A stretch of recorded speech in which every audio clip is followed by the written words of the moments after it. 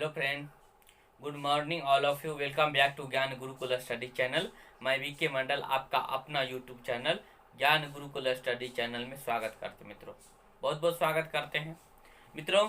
Law of learning पढ़ रहे हैं, अधिक सीखने का नियम या अधिगम का नियम। तो अधिगम के दो नियम होते, पिछले क्लास में हम चर्चा कर चुके थे। एक होता प्रमुख नियम और दूसरा होता गौण नियम। तो प्रमुख नियम में दो नियम पढ़ चुके हैं, एक तत्परता का नियम और दूसरा प्रभाव का नियम। चलिए आज जो तीसरा पढ़ते हैं, इसमें प्रमुख नियम में अभ्यास का नियम, लॉ ऑफ एक्सरसाइज। अभ्यास क्या हो जाता है? एक कहावत है मित्रों, करत करत अभ्यास के जरमति हो तो सुजान, और रसरी आबद जात के पथरी सिल पर परत निशान। अगर आप किसी कार्य को बार बार करते हैं तो बार बार करने पर क्या हो जाता है? आप उसका अभ्यास हो जाता है, सीख लेते हैं। मतलब किसी कार्य को बार बार करते हैं तो वो आपको क्या हो जाता है, अस्थायी रूप से वो प्रभावपूर्ण संबंध स्थापित कर लेता है। तो यह नियम क्या कहता है, किसी कार्य को बार बार करने पर आप क्या करते हैं मित्रों, सीख लेते हैं। किसी कार्य को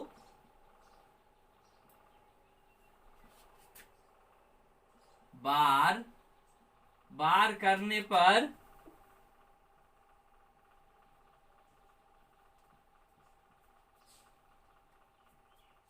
आप सीख लेते हैं, सीख लेते हैं। देखिए मित्रों, आप तो सीख लेते हैं, लेकिन इसमें भी दो प्रकार के नियम आता है, एक उपयोग का नियम और दूसरा अनुपयोग का नियम। मतलब जिस कार्य को अपने, जिस चीज को आप अपने जीवन में उपयोगी समझते हैं, उस कार्य को आप क्या करते हैं, उस चीज को आप क्या करते हैं, बार बार उपयोग करते हैं। जब उस चीज को आप बार बार उपयोग करते हैं तो वो आपके लिए क्या हो जाता है, उपयोग का नियम हो जाता है। और जिस कार्य को आप क्या करते हैं, बार बार उपयोग नहीं करते हैं, तो उसको आप अनुप्रयोग कर देते हैं, तो उस कार्य को आप क्या करते हैं मित्रों, भूल जाते हैं। तो ये दो नियम होते हैं, इसके दो उपनियम है। एक है लॉ ऑफ यूज, ठीक, उपयोग के नियम।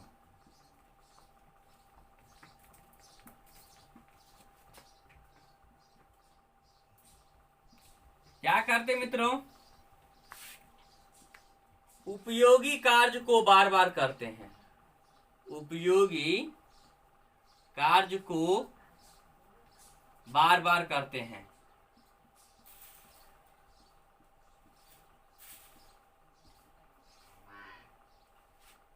और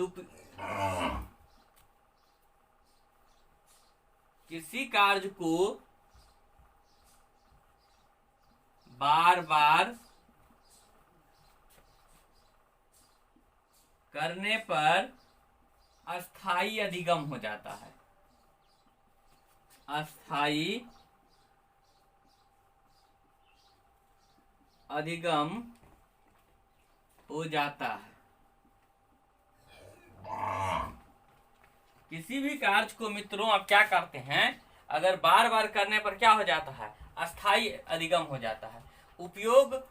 उपयोगी कार्य को बार बार करते हैं, जो आपके जीवन में उपयोग लायक कार्य होता है उसको आप क्या करते हैं, बार बार करते हैं। और किसी कार्य को बार बार करने पर क्या हो जाता है, अस्थायी अधिगम हो जाता है। मतलब अभ्यास करते हैं तो ये क्या हो जाता है मित्रों, अस्थायी अधिगम हो जाता है। इसमें बार बार करने पर अस्थायी अधिगम में हो जाता है। और उसे, इस कार्य को क्या करते हैं आप, जब अस्थायी उपयोगी कार्य को आप क्या करते हैं, सफलता पूर्वक सीख लेते हैं, सफलता पूर्वक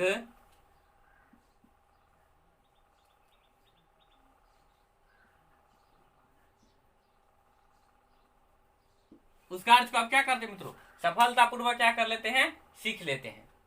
जिस कार्य को आप करते हैं उस कार्य को क्या करते हैं मित्रों, आप सफलता पूर्वक सीख लेते हैं। तो ये उपयोग का नियम हो गया, जिसको आप क्या करते हैं, बार बार उपयोग करने पर। और उसमें क्या हो जाता है, आपके सीखने का, और एक चीज और होती है, आपके सीखने की शक्ति क्या हो जाती है, बढ़ जाती है। और इसमें मित्रों सीखने की शक्ति क्या होती है, बढ़ जाती है। सीखने की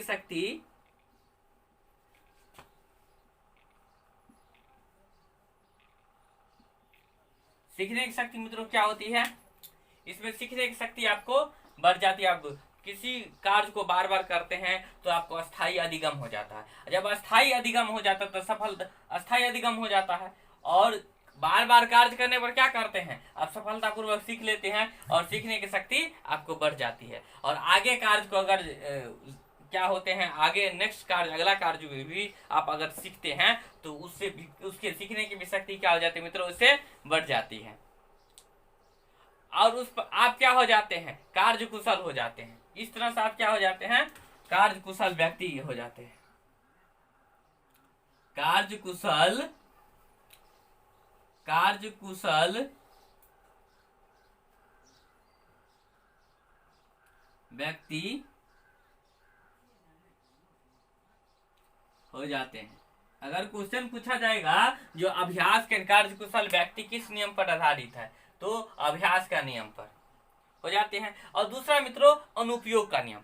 जिस कार्य को आप बार बार उपयोग नहीं करते हैं, अनुपयोग करते हैं, तो जिस कार्य को आप बार बार उपयोग नहीं करते, अनुपयोग करते हैं, तो उस कार्य को आप क्या करते हैं, नहीं सीख पाते हैं। मतलब वो विस्मृति हो जाता है, वो अपने आप क्या हो जाता है, मतलब आप भूलने लगते हैं।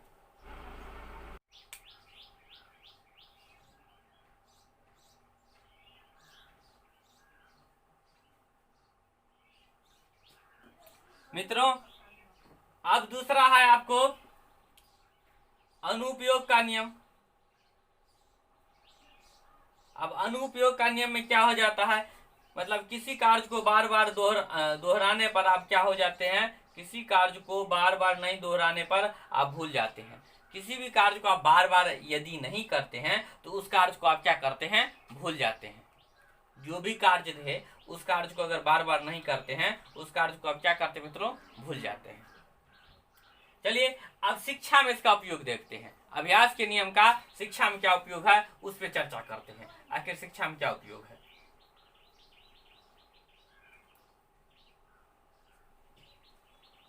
या शैक्षिक उपयोग भी इसको बोल सकते हैं। जो नियम का शैक्षिक उपयोग क्या है,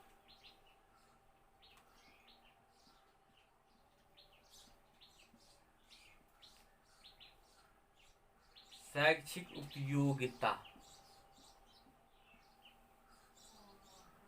शैक्षिक उपयोगिता क्या है मित्रों, उस पर चर्चा करते हैं। जो क्या शैक्षिक उपयोगिता इस नियम में, तो सबसे पहले इस नियम में क्या है, मौखिक अभ्यास। किसी चीज को आप मौखिक अभ्यास करते हैं, मौखिक अभ्यास,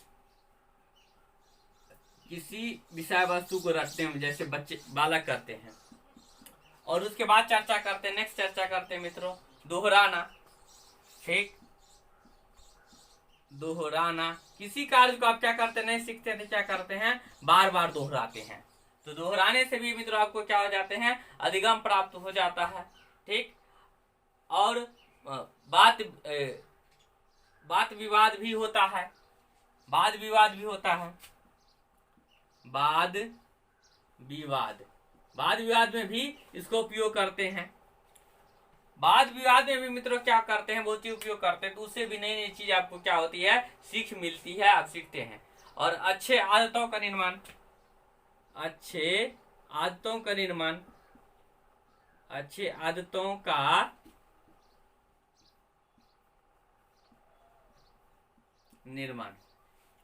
जो अच्छी आदत होते हैं, अच्छे कार्य होते हैं, उसको उपयोगी कार्य होते हैं, उसको आप क्या करते हैं, बार बार करते हैं। अच्छे और उपयोगी कार्य को जब आप बार बार करते हैं तो बार बार उपयोग करने पर आप सीख लेते हैं, उससे अच्छे आदतों का निर्माण हो जाते हैं। और खराब आदतों का आपको क्या, बुरे आदत क्या हो जाता है, समापन हो जाता है।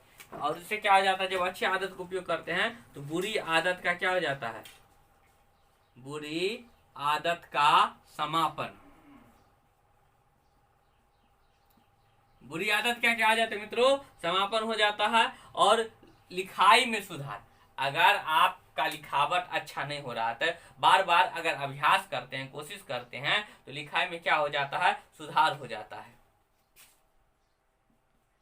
लिखाई में सुधार। शुद्ध उच्चारण।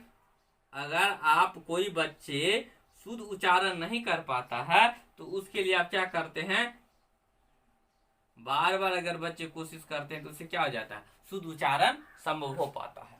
तो मौखिक अभ्यास, दोहराना, वाद विवाद, अच्छे आदतों का निर्माण, बुरी आदतों का समापन, लिखाई में सुधार और शुद्ध उच्चारण। मित्रों ये क्या है, शिक्षा में उपयोग है। और विस्मृति कम करना। विस्मृति कम करना का मतलब क्या हो मित्रों, आप कम भूलिएगा। अगर किसी चीज को आप बार बार अधिगम कीजिएगा, याद कीजिएगा, तो आपको क्या हो जाए, कम भूलिएगा। और कौशलों एवं कलाओं का विकास, कौशलों एवं कलाओं का विकास। कौशलों एवं कलाओं का क्या हो जाता है, विकास हो जाता है। शैक्षिक उपयोगिता, शैक्षिक उपयोगिता में क्या, मौखिक अभ्यास, आप किसी चीज को याद करने के लिए क्या करते हैं, बार बार उस चीज को पढ़ते हैं, मौखिक अभ्यास करते हैं, किसी कविता को, किसी पाठ्य पुस्तक को, किसी विषय वस्तु को, तो आप क्या कर लेते, अधिगम कर लेते, दोहराना। उसी चीज को आप क्या करते हैं, दोहरा करते। किसी विषय वस्तु में, किसी कविता पाठ्य पुस्तक आप 2 बार 3 बार बालक देखते पढ़ते हैं तो उसको अधिगम कर लेता है। वाद विवाद, कोई चीज पर, कोई विषय वस्तु पर वाद विवाद करने पर भी कुछ सीख मिलता, कुछ अधिगम हो जाता है। अच्छे आदतों का निर्माण, क्योंकि अच्छे आदत वाला जो भी होता है उसको आप क्या करते हैं, बार बार उपयोग करते हैं। और जब बार बार उपयोग करते हैं तो अस्थायी रूप से आपका अधिगम हो जाता है। बुरी आदतों का समापन, जो बुरी आदत होता है उसको बार बार उपयोग नहीं करते हैं, उसका अनुपयोग करते हैं, तो क्या हो जाता है, वो समापन हो जाता है। अगला है लिखाई में सुधार। आप बार बार कोशिश करने पर क्या हो जाते हैं मित्रों, आप लिखाई में सुधार भी हो सकता है। शुद्ध उच्चारण क्या हो सकता है, शुद्ध उच्चारण भी आप कर सकते हैं। किसी चीज को आप बार बार अगर पढ़ते हैं तो शुद्ध उच्चारण हो जाता है। और विस्मृति कम करना, अब क्या हो जाता है, अगर कि विषय वस्तु में आप क्या करते हैं, बार बार पढ़ते हैं, अभ्यास करते हैं, तो भूलने की शक्ति आपको कम हो जाए। कौशलों एवं कलाओं का विकास, अगर आप बार बार किसी कला का, कौशल का जब अभ्यास करते हैं तो उसे नए कला और कौशलों का भी विकास होता है। चलिए मित्रों, तो ये था आपका लॉ ऑफ लर्निंग, शैक्षिक उपयोगिता। आप जो है गौण नियम पर चर्चा करते हैं। स्क्रीनशॉट लेना चाहते ले लीजिए आप लोग।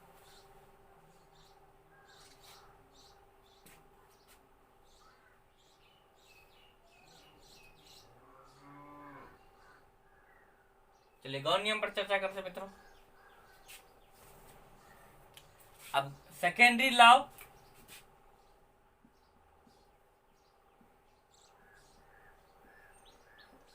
गौण नियम।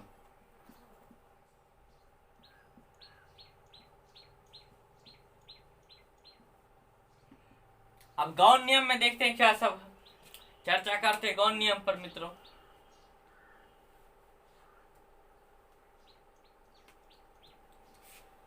ए है बहुविध अनुक्रिया का नियम।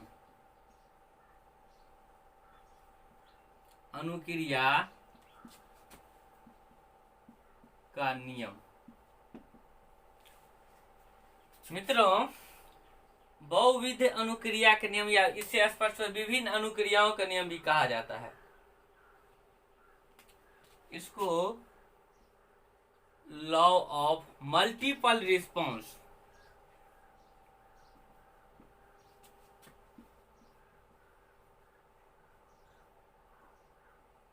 Law of multiple response, law of multiple response पर क्या करते हैं मित्रों, उसको चर्चा करते हैं। जो लॉ ऑफ मल्टीपल रिस्पॉन्स क्या होते हैं, इस पर मित्रों क्या करते हैं, चर्चा करते हैं। लॉ ऑफ मल्टीपल रिस्पॉन्स क्या होता है।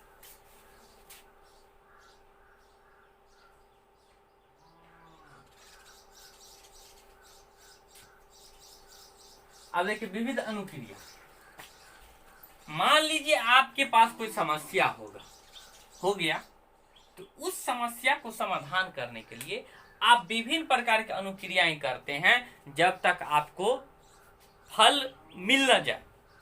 जब तक आप क्या करते हैं, विभिन्न प्रकार की अनुक्रिया करते हैं जब तक आपको फल मिलने जाए।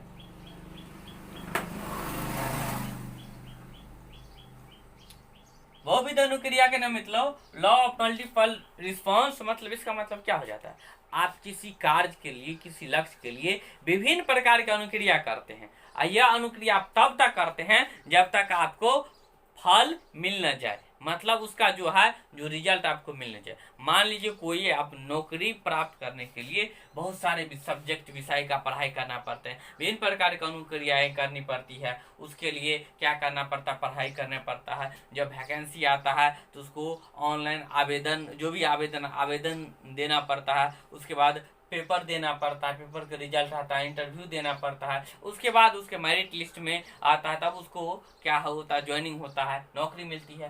तो एक नौकरी के लिए विविध प्रकार की अनुक्रियाएं करते हैं। क्यों? क्योंकि जब विभिन्न प्रकार की अनुक्रिया तब तक करते हैं जब तक उसको फल मिल न जाए। तो इस नियम में अनेक अनुक्रिया होती है, तब तक होती जब तक फल मिल न जाए।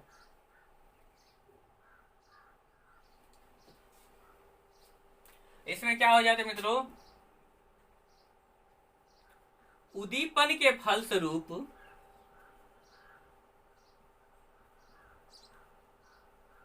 विभिन्न प्रकार की अनुक्रियाएं करती है।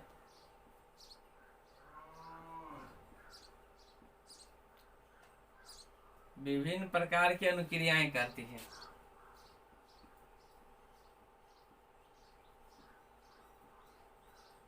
क्रियाएं विभिन्न प्रकार की अनुक्रियाएं करती है तब तक जब तक मित्रों फल मिल न जाए।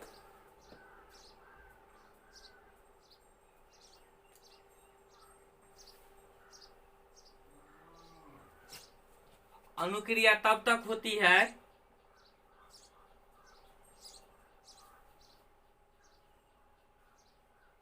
अनुक्रिया तब तक होती है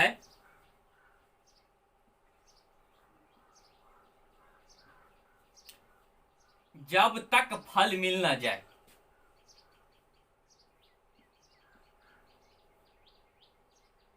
जब तक फल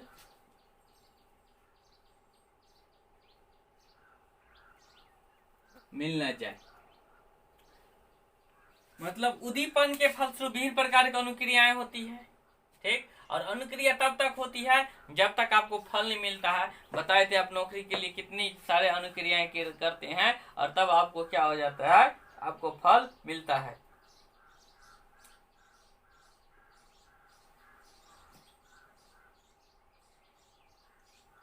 और इसमें क्या हो जाता है, सफलता मिल जाता है तो अधिगम संभव है।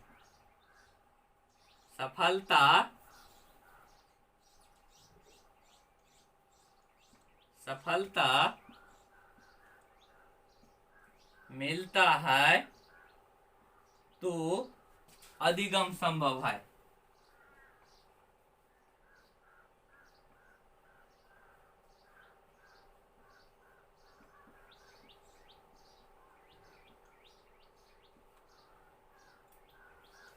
सफलता मिलता है तो मित्रों क्या होता है, इसमें अधिगम संभव है।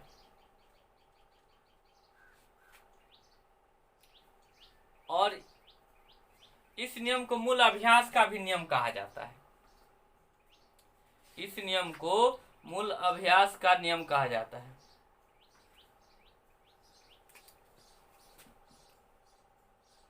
और यह मित्रों मूल अभ्यास का भी नियम है।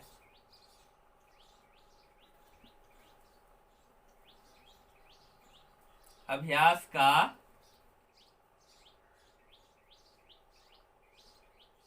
नियम है।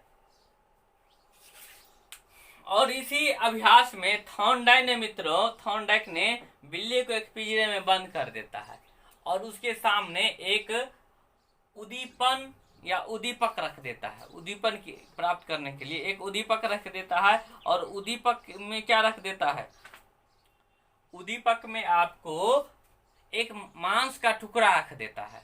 और वो मछली क्या करते हैं, विभिन्न प्रकार के कूद फान विभिन्न प्रकार की अनुक्रियाएं करती है। और विभिन्न प्रकार की अनुक्रिया तब तक चलती रहती है जब तक उसको मतलब मांस का टुकड़ा मिल न जाए। थॉर्नडाइक में जब बिल्ली पर उन्होंने चूहे पर प्रयोग किए तो ये उद्दीपन के फलस्वरूप विभिन्न प्रकार की अनुक्रियाएं करती है। मतलब जिस प्रकार का उद्दीपक रहता है उस प्रकार की अनुक्रियाएं करते हैं। मान लीजिए किसी के व्यक्ति का उद्दीपक आपको है सरकारी नौकरी प्राप्त करना, तो विभिन्न प्रकार की अनुक्रिया करनी पड़ती है। उसके लिए क्या करनी पड़ती है, मतलब परीक्षा का तैयारी करने लगते हैं, आवेदन करनी पड़ती है, परीक्षा देने के लिए, पेपर देने के लिए जाने पड़ता है, और उसके बाद जो है रिजल्ट आती है, उसके बाद इंटरव्यू होता है, तो इस प्रकार से उसको नौकरी लगती है। तो ये जो है विभिन्न प्रकार की अनुक्रिया, अनुक्रिया तब तक होती है जब तक फल मिल न जाए, और सफलता मिलता है तो अधिगम संभव है। जब आप सफल हो जाते हैं तो इसमें क्या हो जाता है, अधिगम संभव है, और यह मूल अभ्यास का नियम है। और थॉर्नडाइक ने इसी मूल अभ्यास के नियम पर इसी पर क्या किए थे, मतलब विभिन्न प्रकार की अनुक्रिया क्या किए थे, बिल्ली पर प्रयोग किए थे, जो विभिन्न प्रकार की अनुक्रिया करने पर उद्दीपक रूप में मांस का टुकड़ा रख दिया था बाहर, और वो पिंजरे से बाहर में आ गए। मतलब लीवर विभिन्न प्रकार के, लीवर दबा, गेट दरवाजा खुला, और वो उसे उद्दीपक के रूप में क्या मिल गया, मांस का टुकड़ा मिल गया मित्रों। चलिए इसका स्क्रीनशॉट लेना चाहते हैं आप लोग ले लीजिए।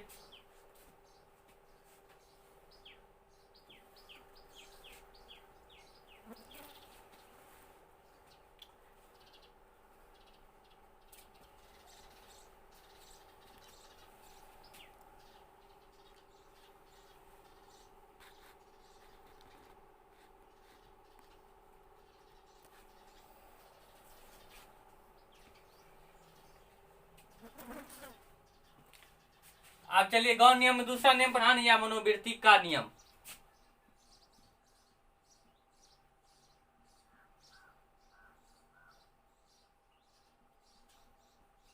रुझान या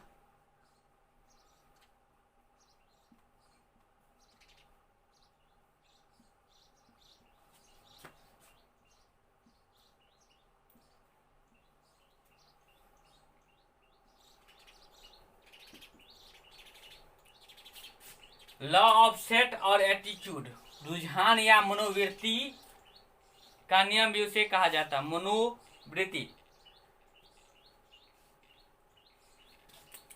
रुझान या मनोवृत्ति का नियम कहा जाता है मित्रों इसे।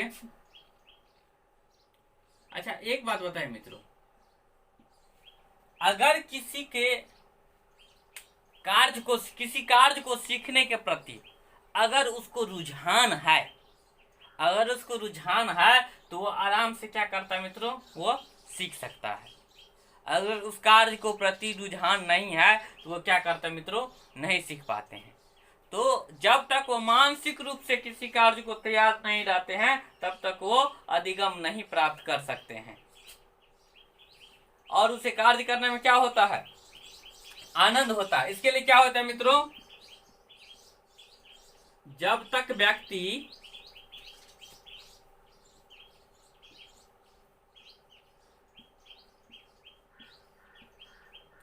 मानसिक रूप से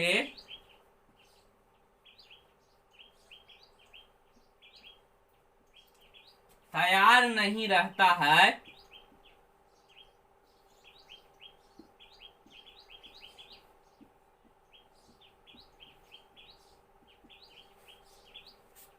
तब तक वो सीख नहीं पाते हैं,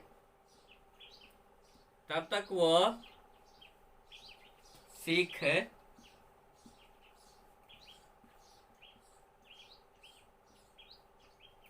नहीं पाते हैं। जब तक व्यक्ति मानसिक रूप से तैयार नहीं रहता है तब तक वो सीख नहीं पाते हैं।